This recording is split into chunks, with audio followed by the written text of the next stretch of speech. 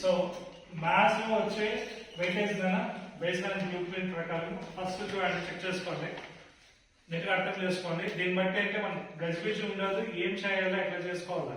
ఇది 100కి 99% ఇదే మోడల్లో పడుతుంది. సో దీని చూడండి ఒకసారి రియల్ నెంబర్స్ లో ఒకసారి మీరు చెక్ చేద్దాం. ఇన్ని మొత్తం మన క్వశ్చన్ పేపర్ ఎన్ని మార్క్స్ ఉంటాయి? 4 సెక్షన్స్. ఏవి? 1 మార్క్, 2 మార్క్స్, 4 మార్క్స్, 8 మార్క్స్. 100కి 99% అయితే 99% ఇదే మోడల్ ఇదే ప్యాటర్న్ లో ఇస్తారు. ఇవేమీ చేంజ్ కాదు. కట్ టు క్వశ్చన్స్ లో ఎక్స్ప్లెయిన్ చేసేస్తాము, దాన్ని బట్టి హ్యాపీగా చేసుకోవచ్చు. అంటే రిపీట్ క్వశ్చన్స్. రియల్ నెంబర్స్ లో 1 మార్క్ క్వశ్చన్ ఒకటి, 8 మార్క్స్ క్వశ్చన్ ఒకటి. అంటే మొత్తం రియల్ నెంబర్స్ లో నుంచి మనకు వచ్చే మ్యాథ్స్ వెయిటేజ్ మార్క్స్ ఎన్ని? 9 మార్క్స్ వస్తుంది. అవునా? నెక్స్ట్ వన్ పాలినామియల్స్ లో అయితే 1 మార్క్ క్వశ్చన్స్ 2, 2 మార్క్స్ క్వశ్చన్ ఒకటి, 4 మార్క్స్ క్వశ్చన్ ఒకటి. ఏవే క్వశ్చన్స్ ఏమి వస్తాయి కూడా నెక్స్ట్ క్లాస్ లో మనం ఒకసారి డిస్కస్ చేద్దాం. అంటే క్వశ్చన్స్ కూడా ఏమి ఉంటాయి, ఎలాంటివి ఉంటాయని చెప్పేసి కదా. అప్పుడు మొత్తం ఎన్ని మార్క్స్ వస్తున్నాయి? మీకు 2, 2 ఇక్కడ 4 మొత్తం యాడ్ చేస్తే 8. అంటే weightage of polynomials is 8 marks. అవునా? Next pair of linear equations లో 17. అయితే ఇక మీరు గమనిస్తే ఇక్కడ మనకు ఇంటర్నల్ చాయిస్ ఉంటుంది. అంటే ఒక 2 ఇస్తారు, ఒకటి రాయాలి. సో దాని గురించి మనం మాట్లాడదాం. సో ఫస్ట్ ఇప్పుడు ఏం ఇచ్చారు చెప్పండి. పేర్ ఆఫ్ లీనియర్ ఈక్వేషన్స్ లో 1 మార్క్ క్వశ్చన్ ఒకటి, 8 మార్క్స్ క్వశ్చన్ 2 ఇస్తాడు, ఒకటి రాయాలి, గ్రాఫ్ వేయాలి. కాబట్టి 8 మార్క్స్ అని కాదు, గుర్తుపెట్టుకో, 17 కాదు. అర్థమవుతుందా? 8 ఒకటి చాయిస్ ఉంటుంది కాబట్టి 17 8 తీసేది అంటే 9 మార్క్స్ వెయిటేజ్. దేంట్లో? ఎందుకంటే 2 4 8 మార్క్స్ క్వశ్చన్స్ 2 వస్తాయి. దానికి మనం రాయాల్సింది ఏమి? ఒకటే కాబట్టి చాయిస్ తీసేద్దాం. సరేనా? అది ఎన్ని మార్క్స్ వస్తాయి మీకు? 9 మార్క్స్. మళ్ళీ చెప్తున్నా, ఇది క్వశ్చన్ పేపర్ ప్యాటర్న్ అయింది.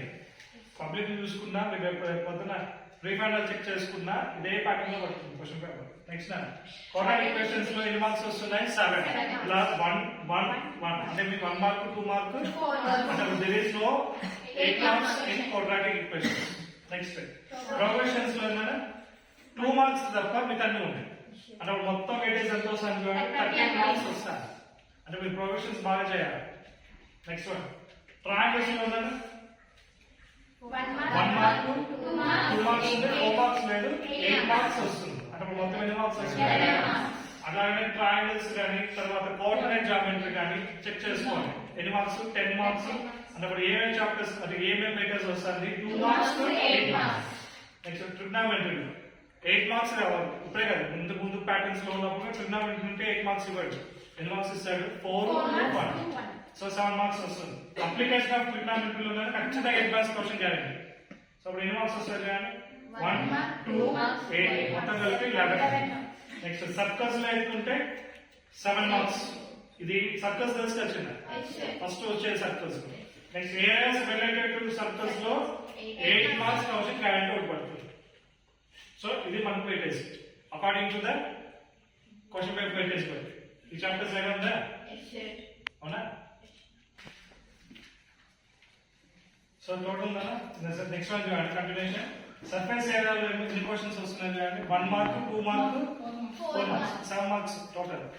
నెక్స్ట్ స్టార్ట్స్ లో అయితే 1 2 లేదు, ఖచ్చితంగా 4 మార్క్స్ కి 8 మార్క్స్ అంటే 12 మార్క్స్. చూడండి మీకు స్కోరింగ్ సబ్జెక్ట్ బాగా. అవునా? నెక్స్ట్ ప్రాబబిలిటీలో అయితే ఒక 2 మార్క్స్ తప్ప మొత్తం 30 మార్క్స్. మీరు గమనిస్తే చూడండి, ఇక్కడ ఏ చాప్టర్స్ ఎక్కువ మార్క్స్ వస్తున్నాయో గమనించండి. స్టార్ట్స్ లో 12, ప్రాబబిలిటీలో 13, ఇంకా 13 క్వశ్చన్స్ 13 మార్క్స్ ఇక్కడ వస్తుంది. సో దీని వెయిటేజ్ బట్టి చూసుకోవాలి. నెక్స్ట్ వన్ ఇక్కడ చూడండి ఒకసారి. ఫస్ట్ రౌండ్ లో మీకు ఏమొస్తాయి? 12 క్వశ్చన్స్. సెకండ్ రౌండ్ లో 8, థర్డ్ రౌండ్ లో 8, ఫోర్త్ రౌండ్ లో 10 క్వశ్చన్స్ ఇస్తాడు. 5 ఇంటర్నల్ చాయిస్ రాస్తారు. సో 140కి మనం ఎంత తెచ్చుకోవాలో అర్థం చెప్తున్నది చూడండి. సో ఈ ప్యాటర్న్ ఫాలో చేసుకోగలిగితే స్కోర్ చేసుకోవడం పెద్ద కష్టం కాదు. సో నెక్స్ట్ క్లాస్ లో ఈ చాప్టర్స్ లో 1 మార్క్ 2 మార్క్స్ 4 కానీ 8 కానీ ఏవేవి వస్తాయో ఒకసారి దాని క్వశ్చన్స్ కూడా చెప్తాము. ఓకేనా? దాన్ని బట్టి బాగా ప్రిపేర్ కావాలి. సో 8 మార్క్స్ వెయిటేజ్ చెప్పేసి చూడండి. According to the chapters 29 question లో ఏలో ఫస్ట్ మీకు ఖచ్చితంగా ఏమొస్తుంది? అంటే √2 √3 3 + 5 2√5 సంథింగ్ అంటే ఈ క్వశ్చన్ లోనే ఖచ్చితంగా పడుతుంది అవునా. దానికి ఆప్షన్ ఏముంటుంది చెప్పండి, ట్రయాంగిల్స్. మీకు ఒక ట్రయాంగిల్స్ కష్టం అనిపించుకున్నప్పుడు స్కిప్ కొట్టచ్చు దాని కింద చాయిస్ కింద. సో వేరే నెంబర్స్ ఖచ్చితంగా మనకి 8 మార్క్స్ క్వశ్చన్ పర్ఫెక్ట్ తెలిసిపోతుంది. నెక్స్ట్ కోఆర్డినేట్ జామెట్రీలో ఆప్షన్ ఏమొస్తుంది, areas related to the circles. అంటే ఇక్కడ ఏమి ఇస్తాడు, కోఆర్డినేట్ జామెట్రీ ట్రైసెక్షన్ కావచ్చు, లేదా 4 పాయింట్స్ ఇచ్చేసి rhombus square what is the south కనుక్కోండి అని చెప్పేసి ఇస్తాడు. లేదంటే ఈక్వి డిస్టెన్స్ బేస్ చేసుకున్న ఒక ప్రాబ్లం వస్తుంది. సో ప్రాబ్లం కూడా చాప్టర్ వైస్ మనం నెక్స్ట్ క్లాస్ లో చెప్పుకున్నాం. Next areas related to circles, last లో కొన్ని ప్రాబ్లం ఉంటాయి. కార్డ్ ఉంది, సెగ్మెంట్స్ పైన బేస్ చేసుకుని ప్రాబ్లమ్స్ ఇక్కడ వస్తుంది. సో మీ చాయిస్ ఎక్కడ తీసుకోవచ్చు, మనకి ఈజీగా కోఆర్డినేట్ జామెట్రీ తీసేసుకోవచ్చు. మీకు maximum distance formula, section formula, అంతేనా. నెక్స్ట్ 31 లో ఏం తీసుకోవచ్చు, ప్రాబబిలిటీ. బి ఏం తీసుకోవచ్చు, అప్లికేషన్ ఆఫ్ టెక్నాలజీ. ఒకవేళ మనకి ఇది వద్దు అనుకుంటే ఇక్కడ చూస్తే ప్రాబబిలిటీ ఈజీనే కావాలి. నెక్స్ట్ 32 లో స్టాట్స్ ప్రొపోర్షన్స్. సో స్టాట్స్ తీసుకోవచ్చు, మీన్ కానీ మీడియం. మీ టైప్ బాగుంటే బోర్డు పడిపోతుంది అవునా. సో నెక్స్ట్ 33 లో మోస్ట్ ఆఫ్ ది పార్ట్ ఈసారి మాత్రమే లీనియర్ ఈక్వేషన్స్ లో 2 ఇస్తాడు. లీనియర్ ఈక్వేషన్స్ లో 2 ఇస్తాడు. ముందు ఒకప్పుడు ఏం చేసేవాడు, పాలినామియల్స్ లో కలవల విషయం ఇచ్చేవాడు. ఈసారి మాత్రం లీనియర్ ఈక్వేషన్స్ 2 రావచ్చు. ఒకవేళ ఆల్మోస్ట్ మీకు ఇదే ఆర్డర్ లో ఉంటుంది. ఒకవేళ క్వశ్చన్ అటు చేంజ్ అవ్వచ్చు, కానీ బట్ ఇవే మార్క్స్ ఇదే చాయిస్.